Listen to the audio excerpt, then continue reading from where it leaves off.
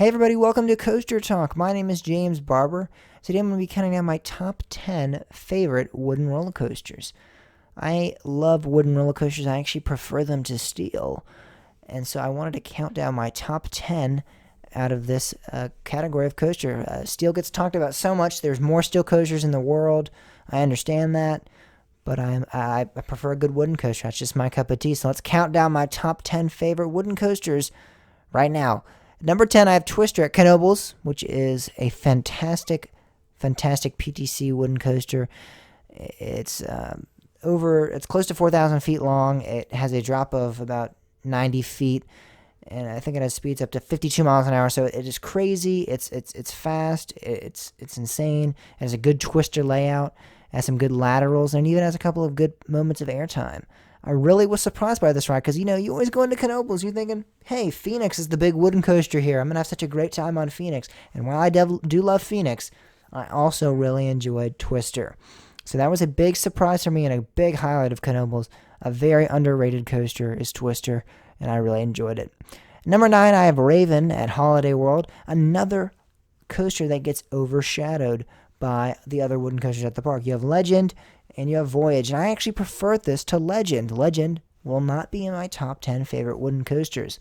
Raven was able to make it into it, and it was just because of the sheer amount of airtime that this ride has.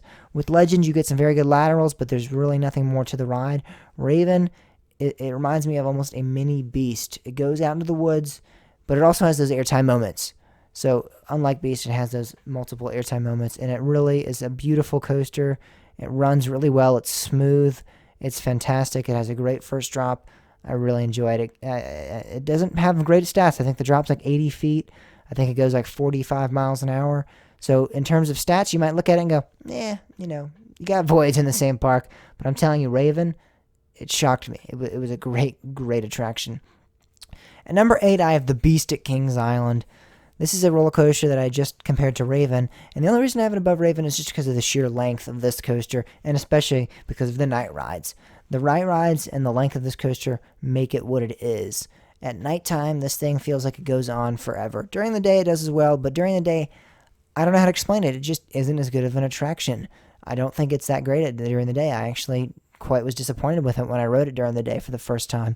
But then I got a night ride on it, and I was like, holy crap, I understand everything now. I understand the hype. I understand the fantastic reviews of this attraction. It deserves them. It's a great ride during the nighttime, and even during the day, it's pretty good. But, I mean, and if you don't get a night ride on it, then you really don't understand the great level. I mean, this coaster is almost 7,500 feet long.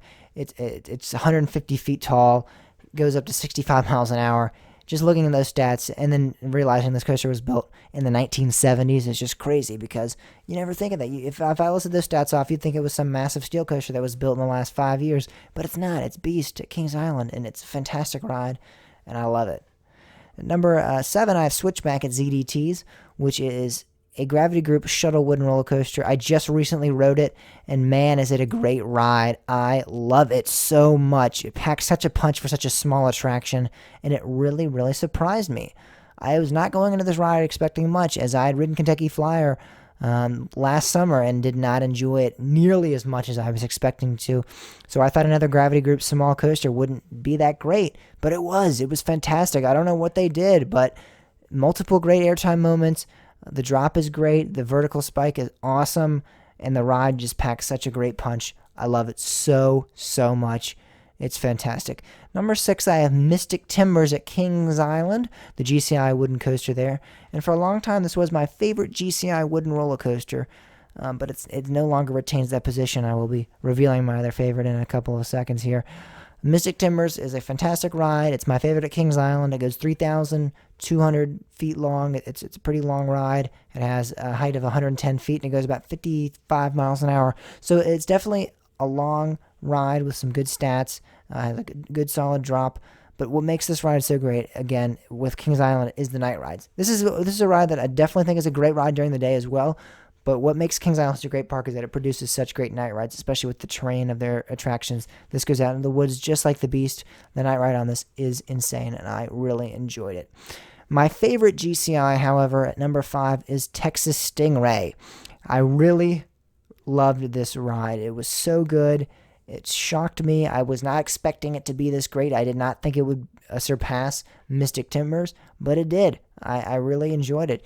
It has some very good stats. It's a little bit longer than Mystic Timbers. I think about coming about 3,300 feet. It has a drop of about 100 feet as well, similar to Mystic Timbers, and it goes about 55 miles an hour as well. In terms of stats, they're pretty similar. However, I don't know what made this ride a little bit better than Mystic Timbers, but there was something there. It has a good amount of airtime, but it also has some great laterals, which is what Mystic Timbers kind of lacks somewhat. So maybe that's why I found it to be a better attraction.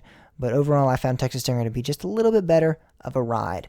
At number 4, I have Phoenix at Knoebels. This is where my wooden coaster list becomes elite.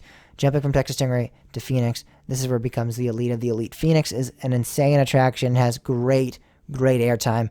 I have to tell you, you have to sit in row 10. That is where you got to sit for Phoenix at Knoebels, because I rode it in the front, I rode it in the back, and I'm like, this isn't that great. I rode it in row 10, and that's where we started getting some great rides, and I really started to enjoy the ride. This ride, really, the stats aren't impressive on this ride. You wouldn't think it would be that great. It's only 3,200 feet. It has about a 70-foot drop, and it only goes about 45 miles an hour. But once you get on it and you experience it, it blows your mind. It's insane, and this is really an elite wooden coaster, and it definitely deserves the critical acclaim that it gets. I don't know if it's the best wooden coaster in the world, as some people say, but it definitely deserves some critical acclaim. At number 3, I have El Toro at Six Flags Great Adventure in Jackson, New Jersey. This is a monster of a wooden coaster. This is an Intamin prefab that goes about 4,500 feet out into the New Jersey terrain, and it comes back that same track length, and then it goes about 180 feet in the tall. So it's one of the tallest wooden coasters out there, and it goes about 70 miles an hour. So it was the fastest wooden coaster for a while. And man, it's just ride insane. It gives great airtime. It is fast. It is intense. It is a great ride. There's not much more to say about it. There's not really any theming to this ride or anything like that. There's nothing like that. It is just a pure, insane ride. You don't need theming when you have a ride this good. Number 2, we have Lightning Rod, which kind of contradicts El Toro. It's a great ride, and it has great theming. Lightning Rod just produces a little bit better of a ride for me than El Toro. I don't know what it is about it. I love the wave turns. I love the quad down. I think if El Toro had some more airtime hills, we might have a contender for being a better ride. But for me, Lightning Rod just produces not as great airtime, but as the more quantity of airtime, and it's fantastic ride, and it also has a great theming to the 50s. I'm a huge 50s fan, and I love the throwback theming there. And again, with the stats, it's pretty similar to El Toro. It goes about 4,000 feet out into the terrain in Tennessee. It's about 160 feet tall, and it has a 73 mile per hour speed. So it is the fastest wooden roller coaster in the world, and it was the first to utilize an LSM launch, which is really awesome. My number 1 favorite wooden coaster, and my number 1 favorite coaster of all time, actually, is Voyage at Holiday World. This is a fantastic gravity grip wooden coaster. It's a beast of a ride. It is almost like the Beast had a baby with a gravity grip coaster, and I mean, it does the same thing as the Beast. It goes out in the woods. It does the fantastic terrain, woods layout, but it just does it better with the airtime hills and the overbanks. It just produces a little bit better than the Beast. I love it. It's a great ride. It goes 6,400 feet out into the woods, so it's longer than both El Toro and Lightning Rod. It's about the same height of those, though, with 160 feet, and it goes 67 miles an hour, so it's a little bit not as fast as those.